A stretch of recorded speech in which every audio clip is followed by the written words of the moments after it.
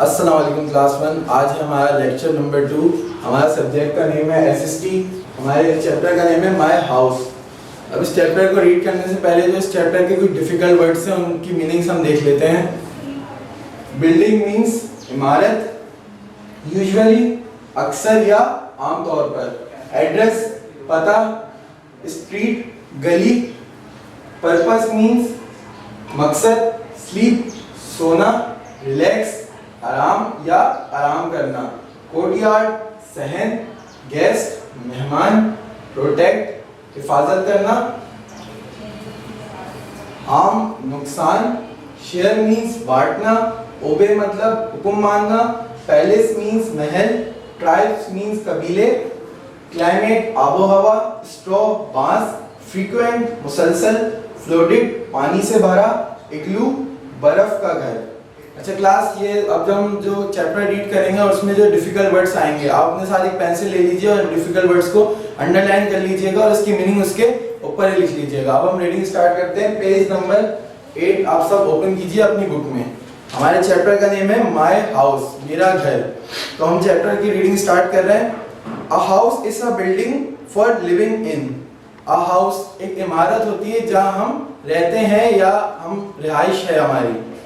Usually a family live in it, और आमतौर पे फैमिलीज वगैरह रहती हैं। Do you want to see my house? क्या आप मेरा घर देखना चाहते हैं या उसके बारे में जानना चाहते हैं? आइए देखिए। दिस इज माय हाउस, ये मेरा घर है जहां मैं रहता हूँ। It is a 3 story building, ये 3 मंजिला बिल्डिंग है या 3 मंजिल पे मुश्तमिल बिल्डिंग है। द एड्रेस इज, और मेरे घर का पता है house number 8 street number 5 cantt Karachi, और ये मेरे घर का एड्रेस या पता है। पार्ट्स ऑफ हाउस, जो घर में हमारे हिस्से होते हैं, अब हम उसके बारे में बात करेंगे। A house has many parts, एक घर में बहुत से हिस्से होते हैं या आप बोल सकते हैं इसको कि जैसे अलग अलग कमरे होते हैं या रूम्स होते हैं। Each part is used for a different purpose, और हर कमरे का या हर पार्ट का एक अलग अलग मकसद के लिए हम उसको इस्तेमाल करते हैं या इस्तेमाल में लाते हैं। Number 1 a bathroom, number 1 bathroom, a bedroom, और नंबर 3 अ किचन। बेडरूम, सबसे पहले हम बेडरूम की बात करेंगे।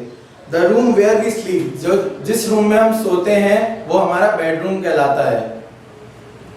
Lounge, the room where we relax and watch TV, lounge कहलाता है जहां हम शाम में या सब जब कोई आता है बैठते हैं, टीवी वगैरह देखते हैं, थोड़ा रिलैक्स करते हैं, वो जगह कहलाती है हमारी lounge. Drawing room, the room where our guest sit and served by us, और जहां जो कमरा जहां हमारे मेहमान वगैरह आते हैं, इनसे हम बातचीत वगैरह करते हैं, हमारे कभी दोस्त वगैरह आते हैं, जहां हम बैठ के हैं उनसे उनको चीज़ें वगैरह देते हैं और बातें वगैरह करते हैं, वो हमारा ड्राइंग रूम कहलाता है। Dining room, the room where we eat, और वो कमरा जहां हम सब मिलके दिन में, शाम में या रात में बैठ के खाना खाते हैं, वो हमारा कहलाता है dining room. Bathroom, the room where we clean ourself, और हमारा बाथरूम जहां हम नहाते वगैरह हैं और अपने आप को साफ सुथरा रखते हैं, वो हमारा बाथरूम कहलाता है। Kitchen, the room where our food is prepared, और किचन उसे कहते हैं जहां हमारे खाने वगैरह, ब्रेकफास्ट वगैरह, रात का खाना वगैरह सब कुछ बनता हो, जहां खाने पीने की कोई भी चीज बनती हो वो हमारा किचन कहलाता है। Courtyard, the place where we play, और जैसे घर के अंदर हमारे घास वगैरह होती है, घर के बाहर सहन में, तो वो हमारा कोर्टयार्ड कहलाता है जहां हम शाम वगैरह में खेलते हैं या बैठते हैं या बातें वगैरह करते हैं। Lawn, the place where we enjoy nature, और लॉन भी कोर्टयार्ड की तरह ही कह सकते हैं, घास वगैरह होती है उसमें भी हम बैठ के जो नेचर वगैरह को एंजॉय करते हैं, आपस में बातें करते हैं चाय वाय पीते वक्त। अ हैप्पी होम, एक अच्छा घर या एक खुशगवार घर। A home is a place where we live with your family, घर एक ऐसी जगह है जहां आप अपने घर वालों के साथ, भाई बहन, माँ बाप, इन सब के साथ रहते हो या जिंदगी गुजारते हो।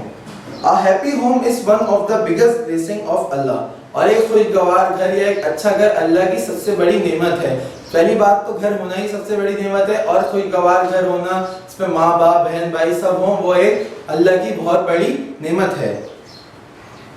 इन अ हैप्पी होम, और एक खुशगवार घर में या एक अच्छे घर में क्या क्या चीजें होती हैं, आइए हम उसके बारे में बात करेंगे।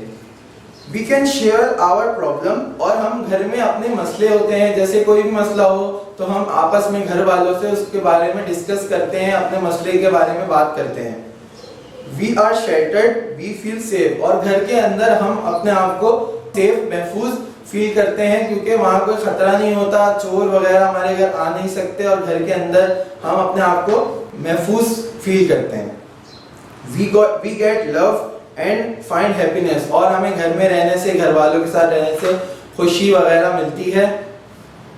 वी कैन रिलैक्स, और हम घर में आराम कर सकते हैं, क्योंकि घर के अलावा हम आराम कहीं और कर तो सकते हैं, लेकिन घर वाली वो बात नहीं आती।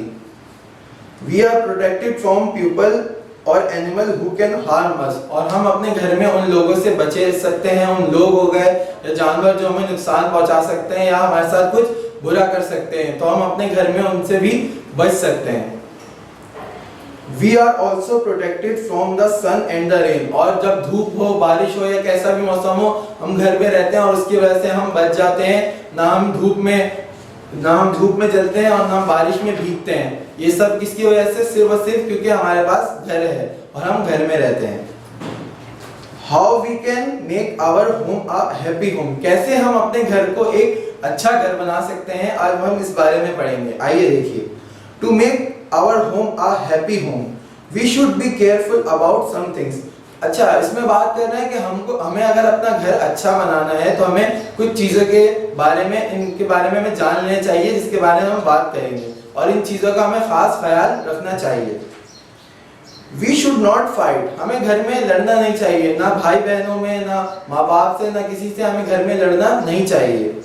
We should be caring for others, और हमें एक दूसरे का ख्याल रखना चाहिए, एक दूसरे की देखभाल करनी चाहिए, जब वो कोई परेशानी हो या कोई मुश्किल हो, सब में हम एक दूसरे का ख्याल रखें। We should not use bad language, और हमें गलत जबान नहीं यूज करनी चाहिए, हम सबसे प्यार से और अच्छी तरह से बात करनी चाहिए, चाहे वो हमसे बड़ा हो या हमसे छोटा हो। वी शुड शेयर थिंग्स, और हमें हर चीज दूसरों के साथ बांटनी चाहिए, चाहे वो खाने पीने की हो या खेलने की हो या कोई सी भी चीज हो।